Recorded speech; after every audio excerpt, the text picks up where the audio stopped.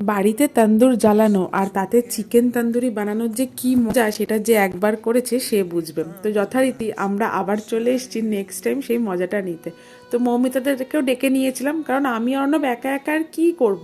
তবে আজকে শুধুমাত্র চিকেন না, মাশরুম, পনির, ক্যাপসিকাম, পেঁয়াজ, টমেটো একদম প্রপার যেরকমভাবে দোকানে তন্দুর বানানো হয় সেরমভাবে করারই প্ল্যান রয়েছে। সাথে মটর, বাদাম, পেঁয়াজ ঠেঁয়াজ দিয়ে একটা দারুণ স্যালাডও বানিয়েছিলাম, খেতে কিন্তু দুর্ধর্ষ হয়েছিল। মৌমিতারা যখনই আসে মাম্মামের জন্য চকলেট নিয়ে আসে, আর ওর আনন্দ আর ধরে না, কারণ ওকে তো সেইভাবে চকলেট আমি খেতে দিই না। ওরা আনলে সাথে সাথে ওরা খুলে দেয়, ব্যাস ও খেতে থাকে, ওর আর খুশির অন্ত থাকে না। তো এইদিকে আমাদের সমস্ত রকম প্রিপারেশন চলছে মাম্মামকে এখানে বিজি রাখার জন্য, আর আমরা নিজের মধ্যে একটু গল্পও করছিলাম, ওকে একটু ছবি টবি এঁকে দিচ্ছিলাম, সাথে ওই চানাচুর টুকটাক একটু খাওয়া দাওয়া করছিলাম যতক্ষণ না সমস্তগুলো স্টিকে ঢোকানো হচ্ছে আর ওগুলো বেকড হয়ে আসছে। আসলে আমরা দুজনেই এটা চেষ্টা করি যখন একে অপরের বাড়িতে যাই আগে থেকে না সমস্ত কাজগুলো সেরে রাখি, যাতে ওরা এলে আমরা দুজনে ভালো করে বসে একটু গল্পটা করতে পারি। তবে এই সবজি, পনির বা মাশরুম দিয়ে করার প্ল্যানিংটা মৌমিতারই ছিল, ফার্স্ট টাইম করছি, জানি না এটা কিরকম হবে খেতে, বাট দেখা যাক।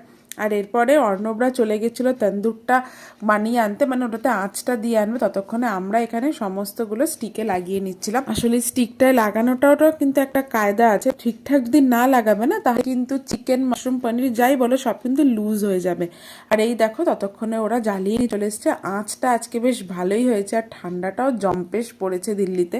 স্টিকগুলো এনে এক এক করে রেখে দিতে থাকলাম, আর সাথে সাথে একটু একটু করে ঘুরিয়ে দিতে হবে, নয়তো না ওই পুড়ে যাবে, এক সাইডটা বেশি পুড়ে যাবে আর এক সাইডটা কুকটি হবে না। আর মাঝে মাঝে একটু ঘি ব্রাশ করে দিলে বা বাটার ব্রাশ করে দিলে কিন্তু টেক্সচারটা খুব ভালো হয়, মানে ভীষণ জুসি টাইপের খেতে হয়। তো সেটা দাদা বসে বসে সমস্ত অয়েলগুলো ব্রাশ করছিল, আর এই সমস্ত কাজকর্মের মাধ্যমেই দেখা যাচ্ছে যে প্রথম যে স্লটটা সেটা হয়ে গেছিল। তো বেশি অপেক্ষা না করে উপরে লেবু ছড়িয়ে সাথে একটু ধনেপাতার চাটনিও আমি বানিয়েছিলাম, সেটা দিয়ে আমরা সবাই খেতে বসে গেছিলাম। সঙ্গে একটু চাট মশলা দিলে না আরও বেশি মানে টেস্টি খেতে লাগে।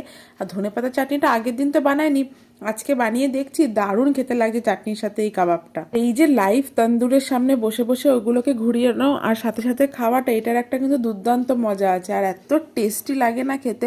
সাথে গরম থাকে তো একদম, বাইরের টেম্পারেচারের পাড়া যত কমতে থাকে ভেতরে কিন্তু তত এই আনন্দটা আরো বেশি হতে থাকে। মানে ধরো 2-3 ডিগ্রি যদি টেম্পারেচার হয়ে যায় তাহলে তো কোনো আর কথাই থাকে না।